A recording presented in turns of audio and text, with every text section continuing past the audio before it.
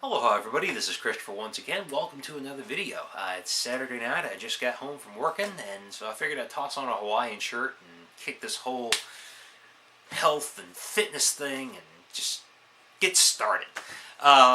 Seriously though, I just kind of wanted to do a video for those of you that may be following along, and kind of give you an idea as to some of the stuff that I do or that I will be doing during this project. And, you know, I call it a project, but to be perfectly honest with you, if it's not a lifetime pursuit, don't even get started.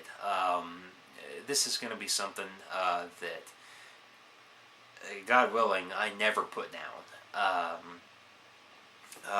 To be perfectly honest with you, I've been very, well, not as ill as I have been in the past, but I've been quite ill over the last couple of weeks.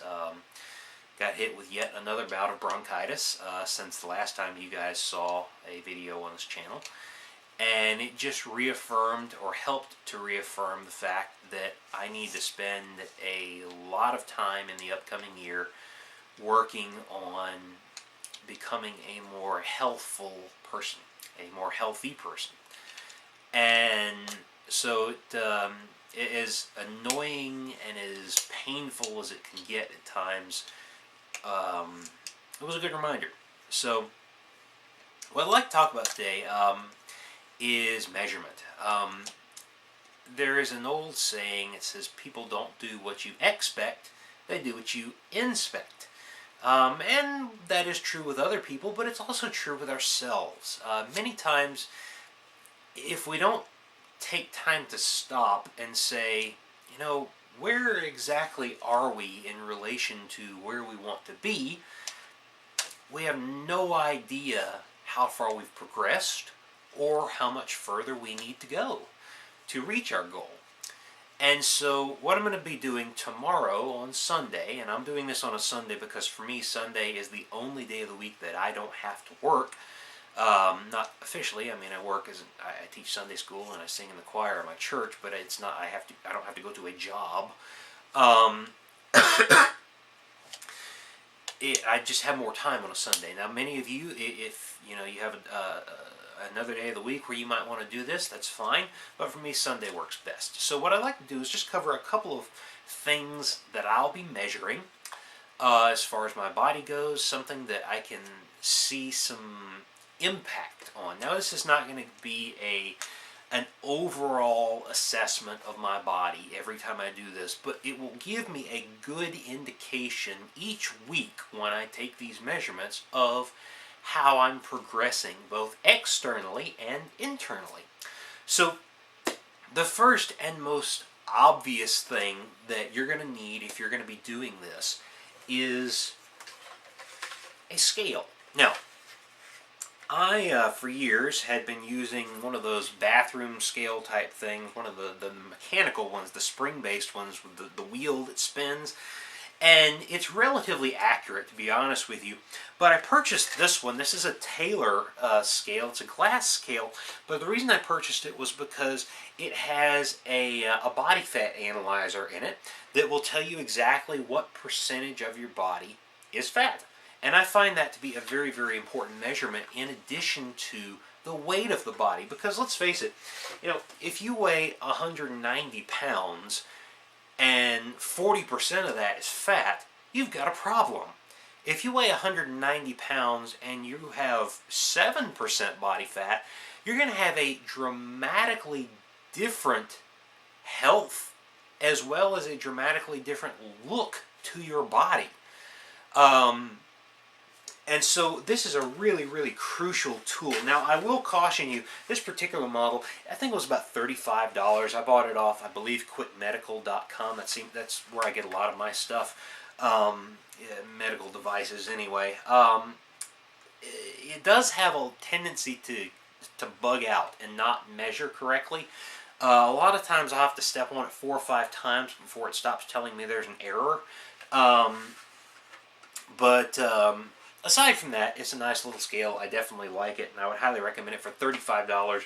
it's not that bad. It does require, I believe, 1 or 2 small lithium batteries, so there's a small expense there every few months, but definitely the extra added boost of being able to tell my body fat, really, really useful. So those are 2 measurements I'm going to be taking. I'm going to be getting my weight as well as my body fat percentage.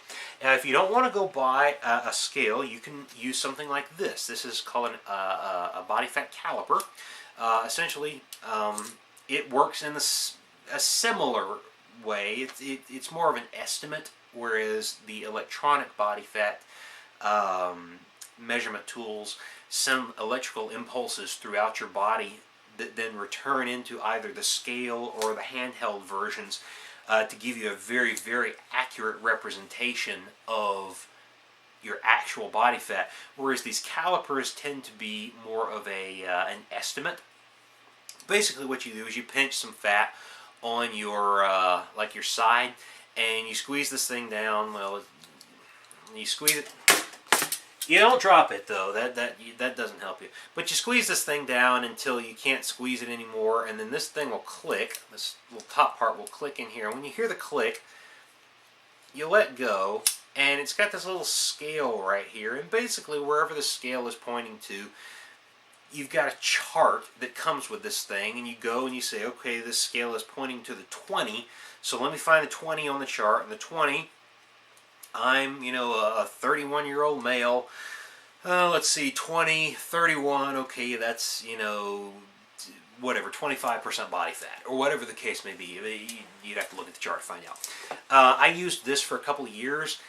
It's not that bad, but to be perfectly honest with you, spend the money, get a scale. The electronic versions are much, much easier to use and much more accurate than these are. But if you can't afford one, these are like $10.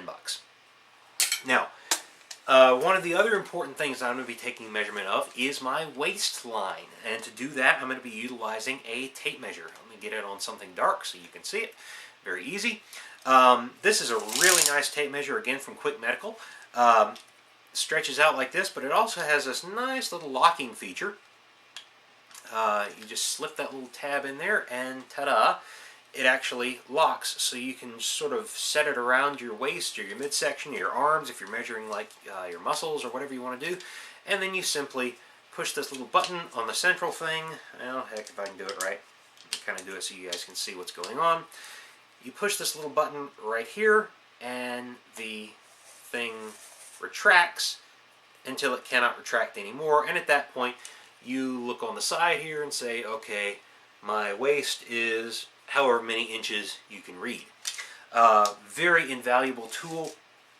I find that the waistline is not only a good indicator of how things are going as far as fitness goes, but it's also something that is, to be perfectly honest with you, in our society, one of the most easily noticed either flaws or things to be lauded about a person. If you see somebody who's got a 60-inch waistline versus someone who has a 22-inch waistline with sculpted abs, huge difference in the way you perceive that person. Well, 22 inches is pretty thin, so maybe 25 inches. I don't know, some females you could probably get down to in the low 20s. You might even be able to break 20, but whatever. But that is a very good indication. I like to use this as a tool. So we've got 3 things so far. Excuse me. The weight, body fat percentage, and waistline. Now for me, again, when you're dealing with waistline, this one, because it is not an electronic test like the body fat thing, it is a little bit subjective. So what you have to do is you have to make sure, if you can, to measure in the exact same place every time you take a measurement. Otherwise, you're going to get all sorts of variation. And a lot of times when you do this from week to week, you're only going to see maybe 1/4 of an inch in variation. Sometimes an inch. Just depends on what you've been doing that week. But a lot of times it's 1/4 of an inch or less, and if you're shifting locations on your body, even an inch up or an inch down can make a huge, huge difference in the reading that you get from this. I tend to like to measure slightly below my belly button because I find that to be the largest area of my stomach. You might choose to measure somewhere else that's more convenient for you, or whatever the case may be. Just make sure that it's something that you can do or can identify every single time you go to take that measurement. You can measure around the exact same location. Now, as I said, we've got weight, we've got body fat, we've got waist, and the other thing that I like to measure is my pulse. Pulse rate is a very good indication of how the internal body is working.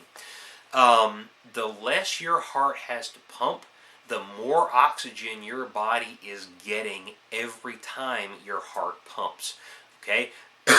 So, we'll get into this later on about the importance of oxygen, but just realize that if your heart does not have to do a ton of work, it is a major stress reliever on the rest of your body, okay? And so if you can see your pulse rate from, let's say, now to 6 months from now drop 10, 15 points, which is not that big of a deal, to be honest with you. For most people, that's a slight drop for a lot of people. You're going to notice a massive change in your body, and you'll be able to see, okay, back when I had this resting heart rate, I remember feeling really slow and sluggish, and now I've got this resting heart rate, and I feel much more energized. And so it's just a very, very good indication that you can keep for yourself of kind of how you're progressing, how things are going. Ideally speaking, your heart rate, in theory, should be less than 60 beats per minute. A lot of people can't get down that far. I've been as low as 45 back when I was in college. That was absolutely phenomenal. But what you generally speaking want is basically 1 beat per second or less. A lot of people are in the 80s, some in the 90s, some are even over 100 in a resting heart rate. That is very unhealthy, and it's a good indication, hey, I need to do something about this. So just a couple of quick tools. Now, there will be more measurements as time progresses. This is not it by a long shot, okay? Some of the other things that I like to measure are acidity level in the body. I'm not going to deal with that right now because I'm not working towards an alkaline body yet. That will come along, but it will not happen quite yet. I'll also be working on fixing my eyes. It is possible through various exercises to actually strengthen your eyes or your eyesight. I will give you some of those exercises as we progress. Now, it takes several years to strengthen them back to 20/20 or even better than 20/20 vision.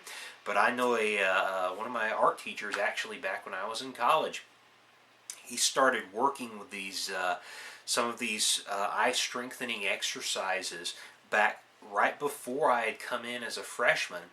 And by the time I was a graduating senior, about 4 years later, he no longer required his prescription glasses, and he claimed, I have no reason to doubt him, that he would actually be able to look at a pine tree a fair distance away, let's say 50, 60 yards, and would actually be able to see individual needles on that tree. The person that I actually learned some of these exercises from was a gentleman named Deepak Chopra, who many of you may have heard of previously.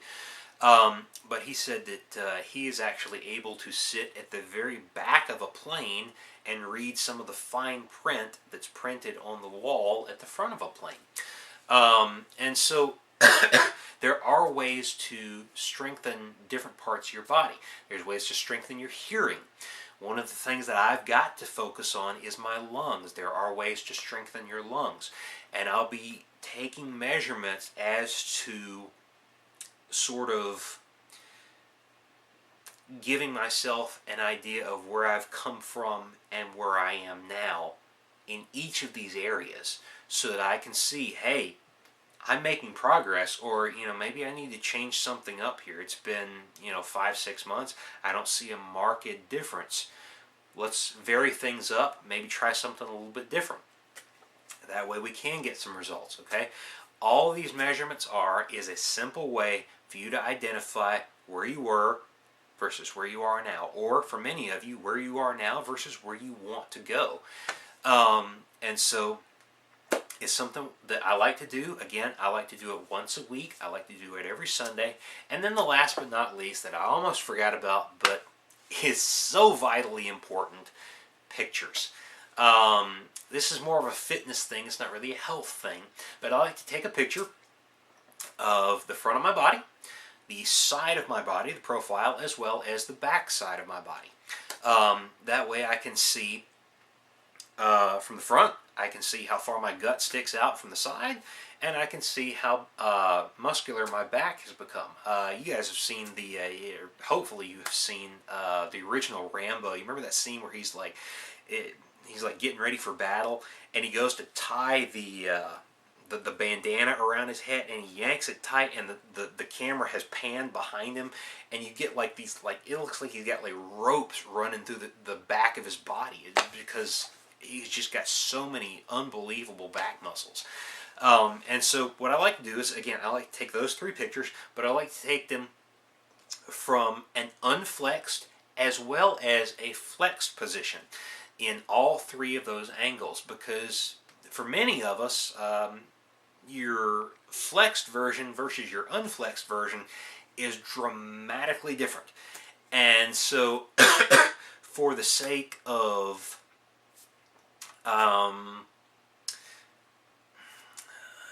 I guess the best word would be honesty. When we get to the quote-unquote after pictures and you see the before pictures, you won't have an unflexed before picture and a flexed after picture. It'll be, here's an unflexed before and an unflexed after. And here's a flexed before and a flexed after. It just helps to clear up things for anybody else that might be following after you. To be a little bit more open and a little bit more honest with them as far as how much progress was actually made. But anyway, just a few things. If you're interested in doing this, I would highly recommend picking up a couple of tools. Not very much. A scale, a measuring device. Again, you can get all this stuff from quickmedical.com. Let me give you the website there. You can see it, maybe quickmedical.com. Really, really fantastic company. Sell all kind of really cool medical devices. And some pictures. So you'll need a camera. Most of you have a camera on your phone. I actually still use a digital camera. Sue me, what can you say? But yeah, anyway. That's all I got for you guys today. So hopefully there will be a video a little bit later on this week, kind of giving you my my starting areas as far as my measurements go. Again, I won't I won't show you the pictures because, frankly, I don't think anybody deserves to see them. I don't even like looking at them. It's I have spent a year really, really treating my body bad, to be honest with you. Between eating like crap and not getting a lot of exercise, I don't feel well, and to be honest with you, I don't look very good right now. I'm not necessarily overweight, but I do not have a nice flat stomach anymore, and frankly, I'm ashamed.